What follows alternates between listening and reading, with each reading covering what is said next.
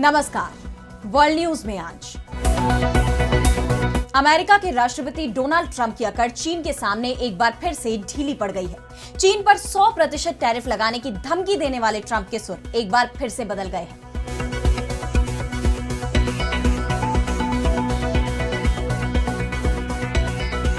अभी 2 दिन पहले ही ट्रंप चीन को आंख दिखा रहे थे और अब कह रहे हैं कि हम चीन के साथ एक अच्छी डील करने जा रहे हैं। अमेरिका का कहना है कि चीन ने भरोसा दिया है कि अमेरिकी किसानों का सोयाबीन वो खरीदेगा। दुर्लभ खनिजों पर चीन की नई नियंत्रण नीति को 1 साल के लिए टाला जाएगा। ऐसे में सभी की नजरें अब दक्षिण कोरिया में होने वाली जिनपिंग और ट्रंप की मुलाकात पर है। ऐसे में सवाल ये भी उठ रहे हैं कि क्या चीन के आगे ट्रंप ने टेक दिए हैं घुटने? तो क्यों चीन पर टैरिफ को लेकर बैकफुट पर आया अमेरिका? इस पर हम करेंगे विस्तार से चर्चा, लेकिन आइए जरा उन खबरों को भी देख लें जिन पर आगे होगी बात। पाकिस्तान अफगानिस्तान में फिर सीमा संघर्ष, इस्तांबुल की शांति वार्ता हुई फेल। अमेरिकी राष्ट्रपति ट्रंप बोले हम बहुत जल्दी ले आएंगे शांति। अमेरिकी धमकियों पर ईरान का पलटवार, विदेश मंत्री अराक्ची बोले युद्ध के लिए पहले की तुलना में ज्यादा तैयार। परमाणु कार्यक्रम को लेकर दिया बड़ा बयान। ऐसे ही नहीं मिलते राष्ट्रपति, पुतिन के साथ बैठक को ना कहने पर अमेरिका को रूस का जवाब। राष्ट्रपति ट्रंप ने बुदापेस्ट में बैठक को किया है स्थगित। और चलते चलते में देखेंगे क्या पहाड़ों के भी होते हैं अंडे, वैज्ञानिकों ने बताया सच। इन सभी खबरों पर हम विस्तार से करेंगे बात, लेकिन पहले एक नजर हेडलाइंस पर। गजा में किन देशों के सैनिक रखेंगे कदम, ये हम करेंगे तय। इजरायली पीएम नेतन्याहू ने अमेरिका के सामने खींची लकीर। राष्ट्रपति ट्रंप की शांति योजना के तहत होनी है अंतरराष्ट्रीय सुरक्षा बलों की तैनाती। मिशन बांग्लादेश पर ढाका पहुंचे पाकिस्तानी सेना के जनरल, अंतरिम सरकार के प्रमुख मोहम्मद यूनुस से की मुलाकात। दक्षिण एशिया में ओआईसी बनाने की कोशिश। साल 2027 से ज्यादा नहीं, सेना चीफ असीम मुनीर के कार्यकाल विस्तार पर आर्मी और शहबाज सरकार में ठनी इस्लामाबाद में उथल पुथल। पूर्व राष्ट्रपति बाइडेन ने अमेरिका में घटती अभिव्यक्ति की आजादी और डोनाल्ड ट्रंप की बढ़ती शक्तियों पर जताई चिंता। अमेरिकी जनता से कहा ये काले दिन है, फिर से उठो। तो मलेशिया में आसियान समिट का आयोजन हो रहा है, जिसमें तमाम सदस्य देशों के नेताओं ने शिरकत की, लेकिन सबसे ज्यादा सुर्खियां बटोरी अमेरिका के राष्ट्रपति डोनाल्ड ट्रंप ने। रेड कार्पेट पर स्थानीय कलाकारों के साथ डांस करते हुए ट्रंप की इस समिट में एंट्री से लेकर मलेशिया के साथ अमेरिका की ट्रेड डील तक काफी कुछ चर्चा का विषय बना हुआ है। व्हाइट हाउस ने बताया कि अमेरिका और मलेशिया एक ऐतिहासिक व्यापार समझौते पर सहमत हुए हैं, जिससे मलेशिया का बाजार अमेरिकी निर्यात के लिए खुल जाएगा। मलेशिया लगभग सभी अमेरिकी निर्यातों पर टैरिफ को समाप्त कर देगा या कम कर देगा। वहीं ट्रंप ने भी अपने संबोधन में दक्षिण पूर्व एशिया के प्रति अमेरिका की प्रतिबद्धता पर जोर देते हुए कहा कि संयुक्त राज्य अमेरिका आपके साथ है। ये एक स्वतंत्र, खुले और समृद्ध हिंद प्रशांत क्षेत्र के लिए प्रतिबद्ध है और हमारे वाली कई पीढ़ियों के लिए एक मजबूत साझेदार और मित्र बने रहना चाहते हैं। इस समिट के दौरान ट्रंप की मौजूदगी में थाईलैंड और कंबोडिया ने सैन्य संघर्ष को खत्म करने के लिए आधिकारिक शांति समझौते पर हस्ताक्षर किए। राष्ट्रपति ट्रंप ने कहा कि जिसे लोग नामुमकिन मान रहे थे, उसे उन्होंने मुमकिन कर दिखाया है। गौरतलब है कि थाईलैंड और कंबोडिया के बीच एक मंदिर विवाद को लेकर 5 दिनों तक जंग चली थी, जिसमें 48 लोगों की मौत हो गई थी और अब दोनों देशों ने शांति बनाए रखने पर प्रतिबद्धता जाहिर की है। वहीं इस समिट के बाद अमेरिका और चीन के बीच जो तनाव बने हुए हैं, उनके भी कम होने की उम्मीद जताई जा रही है। दोनों देशों के बीच ट्रेड डील का फ्रेमवर्क तय हो गया है। इसकी जानकारी देते हुए अमेरिकी वित्त मंत्री स्कॉट बेसेंट ने कहा कि दोनों देशों में चीनी आयात पर 100% एक्स्ट्रा टैरिफ लगाने से बचने के लिए एक फ्रेमवर्क एग्रीमेंट पर सहमति बना ली है, जिसके तहत चीन पर लागू होने वाला 100% एक्स्ट्रा टैरिफ अब नहीं लगेगा। चीन फिर से अमेरिकी सोयाबीन की खरीद शुरू करेगा। दरअसल ट्रंप ने रूस के साथ तेल व्यापार को खत्म करने का दबाव बनाने के लिए 1 नवंबर से चीन पर एक्स्ट्रा 100% टैरिफ लगाने की धमकी दी थी। हालांकि चीन का रवैया भी काफी सख्त रहा। उसने अमेरिका को चेताते हुए कहा कि वो गलती कर रहा है, उसे अपना फैसला बदल लेना चाहिए। और जिस तरह चीनी राष्ट्रपति शी जिनपिंग के साथ ट्रंप की मुलाकात से पहले टैरिफ वापस लेने का ये ऐलान किया गया है, उसके बाद सवाल तो ये भी उठ रहे हैं कि क्या ट्रंप ने चीन के आगे सरेंडर कर दिया है। आप जानते हैं कि 30 अक्टूबर को दक्षिण कोरिया में दोनों नेताओं की मुलाकात होनी है। ऐसे में देखना यह होगा कि अब अमेरिका और चीन के बीच तालमेल बैठता है या नहीं। क्या ट्रंप चीन के साथ रिश्तों में खटास को दूर कर पाएंगे या ये बैठक बेनतीजा रहेगी, ये देखने वाली बात होगी। और अब अगली खबर में बात करेंगे पाकिस्तान और अफगानिस्तान की। तो पाकिस्तान और अफगानिस्तान में पिछले काफी वक्त से तनाव बना हुआ है और अब उस तनाव को खत्म करने के लिए दोनों देशों के बीच वार्ता चल रही है। बीते 2 दिनों तक इस्तांबुल में अफगानिस्तान और पाकिस्तान के बीच बैठक हुई। इस दौरान सीजफायर को जारी रखने पर बातचीत की गई, लेकिन ये शांति वार्ता विफल होती दिख रही है। इस बातचीत का कोई भी नतीजा सामने नहीं आ रहा है। दरअसल तुर्की की राजधानी इस्तांबुल में हुई इस शांति वार्ता में लिखित गारंटी, शरणार्थियों की वापसी और व्यापक सुरक्षा चिंताओं पर गतिरोध से इस समझौते पर संकट खड़ा हो गया है। इससे एक बार फिर दोनों देशों में लड़ाई छिड़ने का अंदेशा भी पैदा हो गया है। तालिबान की तरफ से कहा गया कि इस्तांबुल में पाकिस्तान और अफगानिस्तान के बीच शांति वार्ता बहुत अच्छी नहीं रही है। बातचीत में खटास की वजह पाकिस्तान की मनमानी और तालिबानी नेतृत्व के प्रति उसका अविश्वास है। बता दें कि इस्लामाबाद ने लिखित आश्वासन मांगा है कि अफगानिस्तान की धरती का इस्तेमाल तहरीके तालिबान पाकिस्तान यानी टीटीपी नहीं करेगा, और तालिबान ने ऐसी किसी भी गारंटी से इनकार किया है। जियो न्यूज ने लिखा है कि पाकिस्तान अफगानिस्तान शांति वार्ता विफल हो सकती है क्योंकि दोनों पक्ष प्रमुख मुद्दों पर सहमत नहीं हो पा रहे हैं। ऐसे में पाकिस्तान ने अफगानिस्तान में टीटीपी को पनाह मिलने की सूरत में सीजफायर तोड़ने और फिर से हमले करने की चेतावनी दी है। अफगानिस्तान की सत्ता पर काबिज तालिबान भी पाकिस्तान के सामने झुकता नजर नहीं आ रहा। इससे दोनों देशों के बीच का टकराव और ज्यादा बढ़ता दिखाई दे रहा है। इस बीच शहबाज सरकार ने तालिबान को अल्टीमेटम दे दिया। पाक सुरक्षा अधिकारियों ने तालिबान पर भड़कते हुए कहा कि टीटीपी के हमले बिल्कुल भी बर्दाश्त नहीं करेंगे। अफगानिस्तान को भी गंभीर परिणाम भुगतने होंगे, जिसके लिए तालिबान जिम्मेदार होगा। ऐसे में एक सवाल यह उठ रहा है कि क्या पाकिस्तान और अफगानिस्तान का सीजफायर टूट जाएगा?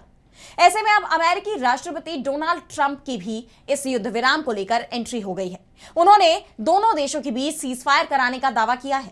ट्रंप ने कहा कि मैं शहबाज शरीफ और असीम मुनीर को जानता हूं। पाकिस्तान के आर्मी चीफ और पीएम महान लोग हैं।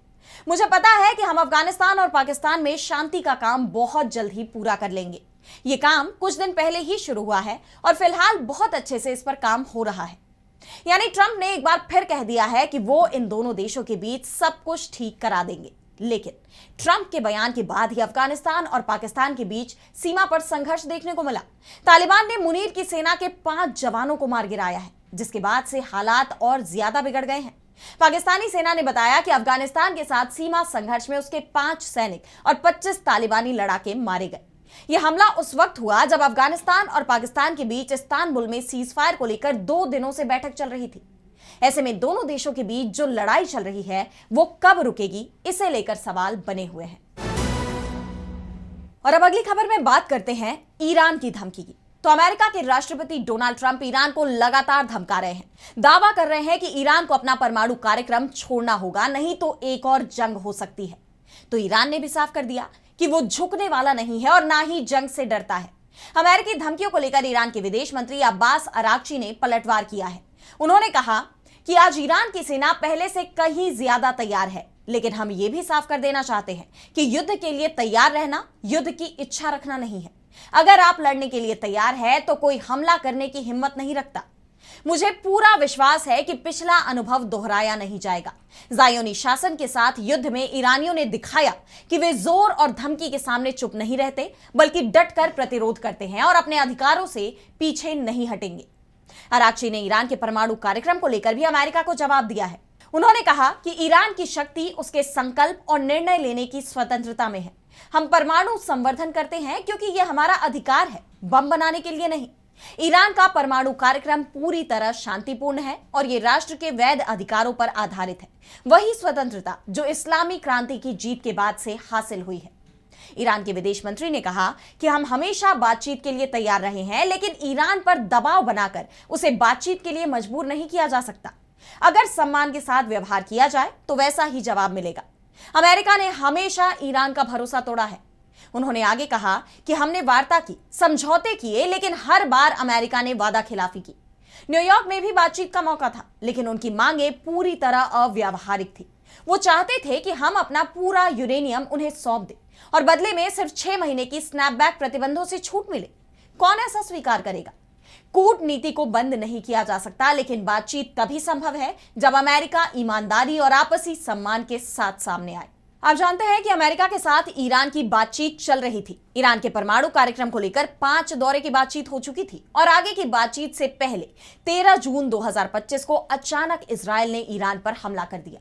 22 जून को अमेरिका ने भी इस्फहान, नतांज और फोर्दो में ईरान के प्रमुख परमाणु स्थलों पर हवाई हमले किए, जिसके बाद 24 जून को सीज फायर हो गया। लेकिन इस जंग के बीच एक सवाल लगातार बना रहा, जिसमें कहा जा रहा है कि ईरान के पास 400 किलोग्राम उच्च संवर्धित यूरेनियम है, जिसकी मदद से वो कभी भी 10 परमाणु बम बना सकता है और अमेरिका इसे ईरान से मांग रहा है।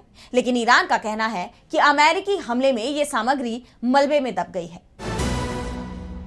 और अब अगली खबर में बात करते हैं रूस की नेटो को सीधी चेतावनी की। तो रूस और यूक्रेन के बीच 3 साल से भी ज्यादा वक्त से जंग चल रही है। इस जंग में पूरा नेटो यूक्रेन का खुलकर साथ दे रहा है, लेकिन फिर भी यूक्रेन रूस के सामने टिक नहीं पा रहा है। इस जंग को रुकवाने की कोशिशें भी हो रही हैं। खासतौर पर अमेरिका के राष्ट्रपति डोनाल्ड ट्रंप ने रूस को धमकाने की कोशिश की, लेकिन रूस के राष्ट्रपति व्लादिमीर पुतिन के सामने ट्रंप की कोई भी धमकी काम नहीं कर पाई। ट्रंप ने पुतिन के साथ पहले शांति वार्ता के लिए हंगरी में मिलने का ऐलान किया और फिर खुद ही इस बैठक को रद्द भी कर दिया। ट्रंप का कहना था कि जिस बैठक का कोई हल नहीं निकले उसमें शामिल होकर मैं अपना वक्त बर्बाद नहीं करना चाहता। और अब ट्रंप के इस बयान पर पुतिन का जवाब भी सामने आ गया है। क्रेमलिन प्रवक्ता दिमित्री पेस्कोव ने कहा कि राष्ट्रपति पुतिन केवल किसी से मिलने के लिए नहीं मिलते, वो अपना समय बर्बाद नहीं कर सकते, इसलिए बैठक के रद्द होने की बात करना गलत है। राष्ट्रपति इस बारे में पूरी तरह से साफ है। दोनों देशों के बीच बेहतर समझौता हो, इसके लिए राष्ट्रपति पुतिन ने लावरोव और रूबियो को बैठक करने और इस प्रक्रिया को पूरा करने का निर्देश दिया है। रूस ने एक तरफ तो यह कहा है कि विवाद का हल बातचीत से वो निकालना चाहता है, लेकिन यह भी बता दिया कि अगर ताकत का इस्तेमाल करने की जरूरत पड़ेगी तो वो इसके लिए भी तैयार है, भले ही सामने नेटो हो। रूस ने अपनी परमाणु मिसाइल निकाल ली है, जो ट्रंप के उस दावे का जवाब है जिसमें उन्होंने यूक्रेन को टॉमहॉक क्रूज मिसाइल देने की संभावना पर कहा था। रूस ने अब अपनी परमाणु संचालित इंटरकॉन्टिनेंटल क्रूज मिसाइल बुरेवस्तनिक का सफल परीक्षण किया है। यह रूस के सबसे एडवांस हथियार कार्यक्रमों में से एक मानी जाती है, जिसे नाटो ने कोड नेम SSC-X9 स्काईफॉल दिया है। रूस की यह मिसाइल लगभग 14,000 किलोमीटर की दूरी तय करती है और 15 घंटे तक उड़ान भरती है। पुतिन ने दावा किया है कि ऐसा हथियार दुनिया में किसी के पास नहीं है। उन्होंने इसे सेना में तुरंत शामिल करने के आदेश भी दिए हैं। जिस मिसाइल की ताकत को रूस ने दिखाया है, उसकी सबसे पहले चर्चा 2018 में हुई थी। तब पुतिन ने दावा किया था कि दुनिया के किसी भी देश के पास बुरेवस्तनिक का तोड़ नहीं है। हालांकि 2019 में इस मिसाइल का परीक्षण सफल नहीं रहा।